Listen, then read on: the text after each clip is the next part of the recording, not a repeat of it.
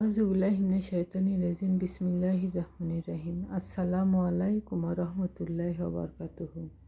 মুসলমান ভাই বোনেরা, যখন আমরা কোনো কাজ করি কিংবা ব্যস্ত থাকি কোনো কাজে গভীর মনোযোগ দিয়ে, তখন যদি কোনো মুসলমান ভাই বোনেরা আমাদের ডাক দেয়, তখন আমরা তাদের সঙ্গে কীভাবে কথা বলবো?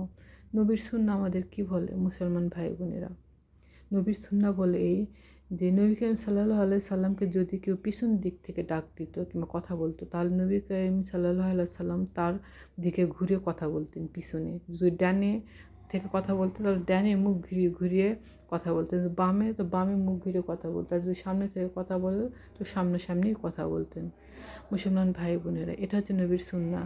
আর আমরা কী করি? আমরা বাস্তবে এমন ওই কাজ নিয়ে ব্যস্ত থাকি যে ওই লোকের দিকে ঘোরা তো দূরের কথা, লোকের মুখের দিকেও হয়তো অনেক সময় তাকায় না। আর এটা হচ্ছে কথা বলার সুন্নাহ মুসলমান ভাই বোনেরা, যে যে লোক যেদিক থেকে কথা বলবেন ওই লোকের দিকে একটু মুচকি হেসে তার দিকে হয়ে কথা বলে, এটা সুন্নাহ।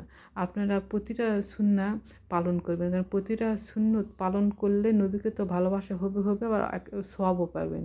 সুবহানাল্লাহ।